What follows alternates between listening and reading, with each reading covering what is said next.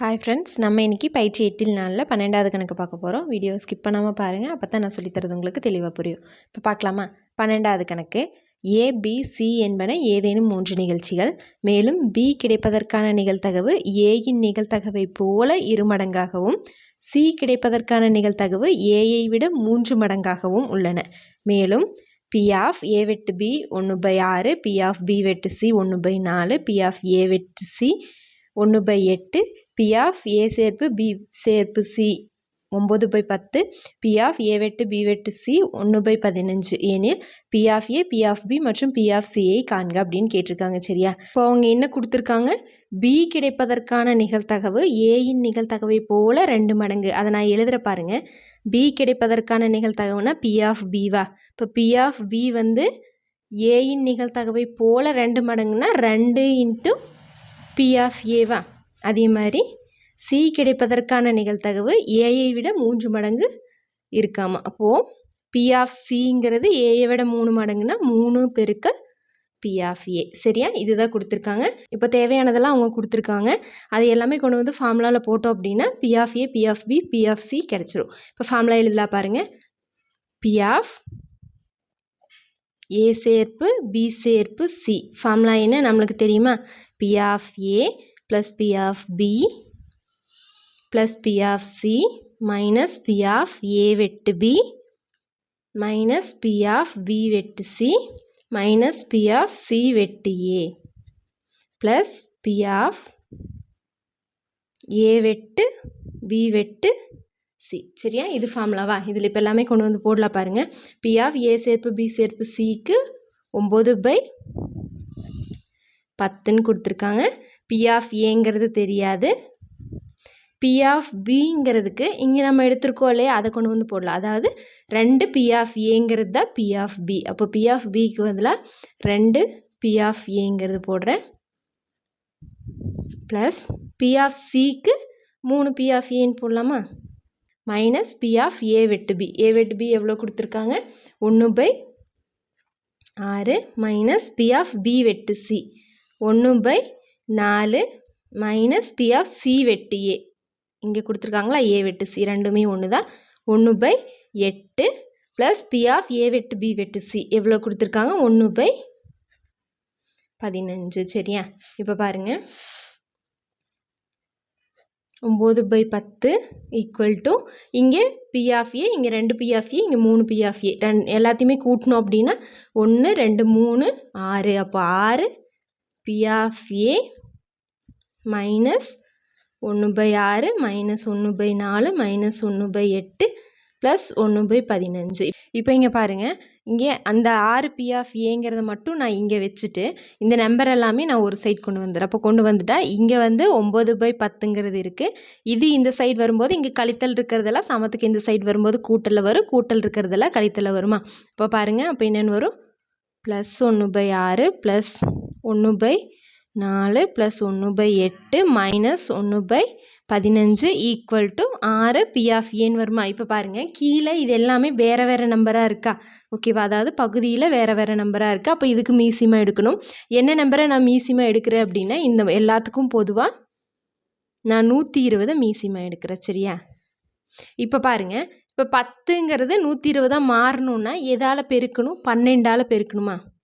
அப்போது மதிப்பு மாறாமல் இருக்கிறதுக்கு வேண்டி கீழே பெருக்கிறதுனால மேலேயும் 12ஆல் பெருக்குவோம். அடுத்து பாருங்கள். அப்போ இங்கே கீழே 120 ஆயிரும். மேலே 9 12ஆல் பெருக்குனா 108ன்னு வருமா? சரி. அடுத்து ப்ளஸ் இங்கே 6 120 மாற்றணும் அப்படின்னா 6 2 12. அப்போ 20ஆல் பெருக்கணும். அப்போ மதிப்பு மாறாமல் இருக்கிறதுக்கு மேலேயும் 20ஆல் பெருக்கணும். இப்போ கீழே 120 ஆயிரும், மேலே ஓர் 20 20. அடுத்து ப்ளஸ் இங்கே 4ன்னு இருக்குது. 4 12ஆக மாற்றணும், 120 மாற்றணும் அப்படின்னா 4 3 12ன்னு வரும். அதனால் 30ஆல் பெருக்கிறேன். மேலேயும் 30ஆல் பெருக்குனா ஓர் 30 30ன்னு வரும். ஓர் 30 30ன்னு வரும். அடுத்து ப்ளஸ் 8ன்னு இருக்குது. 8 120 மாற்றணும் அப்படின்னா 15ஆல் பெருக்கணும். அப்போ மேலேயும் நான் பெருக்கிறேன். ஒரு 15 15. அடுத்து மைனஸ் இருக்குது. மைனஸ் 15 120 மாற்றணும் அப்படின்னா இங்கே இதே தானே. அப்போ 8ஆல் பெருக்கணும். இங்கேயும் 8ஆல் பெருக்கணும். மைனஸ் அப்போ 8ன்னு வருமா? மேலே இவ்வளோதான். ஈக்குவல் டு 6 பி ஆஃப் ஏ. இப்போ பாருங்கள் மேலே இருக்கிறதெல்லாம் கூட்டலாம். 108 கூட 20 கூட்டினா 128, 128 ஒரு 30, 158, 158 ஒரு 15, 173 மைனஸ் 8/120 ஈக்குவல் டு 6 P/Aன்னு வருதா? இப்போது 173லேருந்து 8 போயிடுச்சுன்னா 165/120 ஈக்குவல் டு 6 P/Aன்னு இருக்குது. இப்போ பாருங்கள் இந்த P/Aவை நான் மட்டும் அப்படியே வச்சுக்கிறேன். அப்போ இந்த 6 இங்கே வரும்போது இங்கே பெருக்கல் இருக்குது, இந்த சைடு வரும்போது அப்போ வகுத்தல வருமா? எப்படி வரும்? 165 120 அப்போ வகுத்தல வரும்போது இங்கே நான் போட்டு பாருங்கள் வகுத்தல் 6 இப்படி வருமா? இப்போது 5ஆம் வகைப்பாட்டிலே கேன்சல் பண்ணலாம் பாருங்கள். இதை கேன்சல் பண்ணோம் அப்படின்னா 16ல் 3 15ன்னு வரும். மிச்சம் 1 இருக்குது, அது இங்கே கொடுத்தோன்னா இது 15ன்னு ஆகும். 15ல் மறுபடியும் 3 15. இதை 5ஆம் வகைப்பாட்டில் கேன்சல் பண்ணால் 2 5 10 மீதி 2 இருக்கும். அது இங்கே 0க்கு முன்னாடி கொடுத்த 20 20ல் 4 5 20 சரியா? அடுத்து இதை பாருங்கள் 33ங்கிறத 3ஆம் வகைப்பாட்டில் கேன்சல் பண்ணால் 11 3 33 6 3ஆம் வகைப்பாட்டில் கேன்சல் பண்ணால் 2 3 6. இப்போ பாருங்கள் அப்போ நம்மளுக்கு என்னென்ன ஆன்சர் வருது?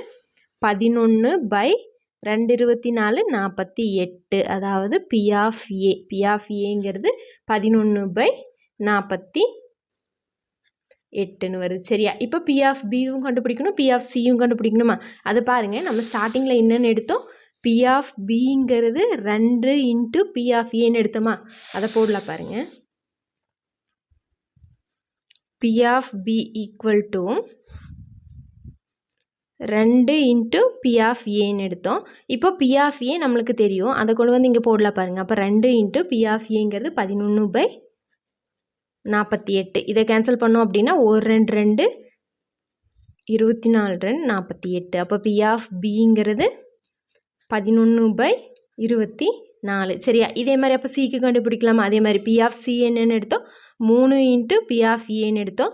இப்போ இங்கே போட்டோம் அப்படின்னா 3 × P/Aங்கிறது 11/48ன்னு போட்டால் இதை கேன்சல் பண்ணோம் அப்படின்னா 1 3 3 16 3 48. அப்போ P/Cக்கான ஆன்சர் 11/16 ஓகேவா? அப்போ 3மே நம்ம கண்டுபிடிச்சிட்டோம். P/Aங்கிறது 11/48, P/Bங்கிறது 11/24, P/Cங்கிறது 11/16. அவ்வளோதான்.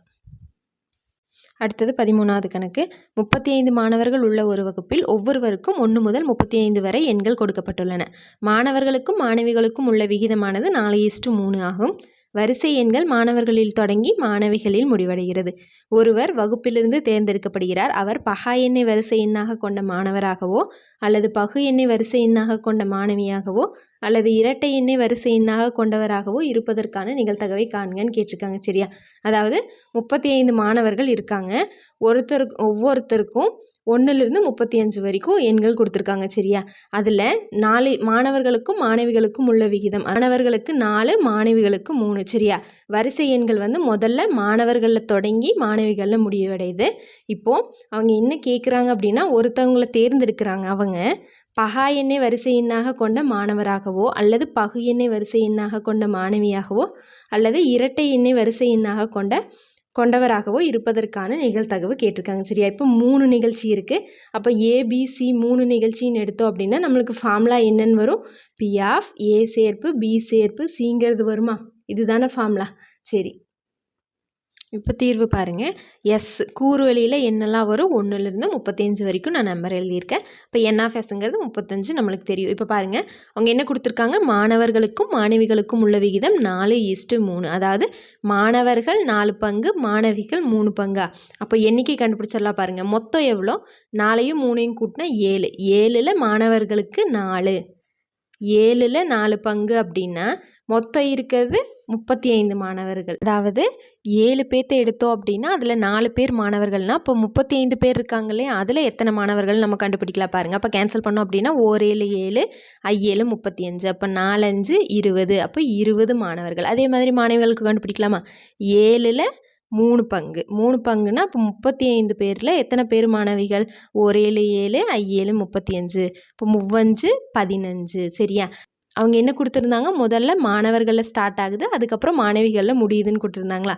அப்போது முதல்ல இருக்கிற 20 மாணவர்களுக்கானது சரியா? இது வரைக்கும் இருக்கிறது மாணவர்களுக்கானது, இதுக்கு மேலே இருக்கிறது மாணவிகளுக்கானது. இப்போ அதையும் நான் எழுதிட்ட பாருங்கள். மாணவர்கள் 1லிருந்து 20, மாணவிகள் 21லிருந்து 35 வரைக்கும். இப்போ நிகழ்ச்சி எடுக்கலாமா? முதல்ல என்ன கேட்டிருந்தாங்க? வரிசையின் பகா எண்ணாக கொண்ட மாணவராக இருக்கும் நிகழ்ச்சி. நான் ஏன்னு எடுத்துக்கிட்டேன். அப்போ ஏல என்னெல்லாம் வரும்னு பாருங்கள். அதாவது 1லிருந்து 20 வரைக்கும் தான் மாணவர்கள். அவங்க மாணவர் தான் கேட்டிருக்காங்க. அதனால் 1லிருந்து 20 வரைக்கும். அதில் வரிசையின் பகா எண்ணாக இருக்கணும். இப்போ 1லிருந்து 20 வரைக்கும் பகா எண்கள் என்னெல்லாம் வரும்? அதையெல்லாம் எடுத்து எழுதலாமா? இங்கே பார்த்து 2, 3, 2ங்கிறது 1ஆல் வகுப்படும், அப்புறம் 2ஆல் வகுப்படும். 3ங்கிறது 1ஆல் வகுப்படும், அப்புறம் 3ஆல் வகுப்படும். மற்ற எதாலையும் வகுப்படாது. அதுதான் பகா எண்கள். இப்போது 2, 3, 5, 7, 11, 13, 17, 19 அவ்வளோதான் வரும். ஏன் அப்படின்னா 20 வரைக்கும் தான் மாணவர்கள். அப்போ 20 வரைக்கும் தான் எடுக்கணும்.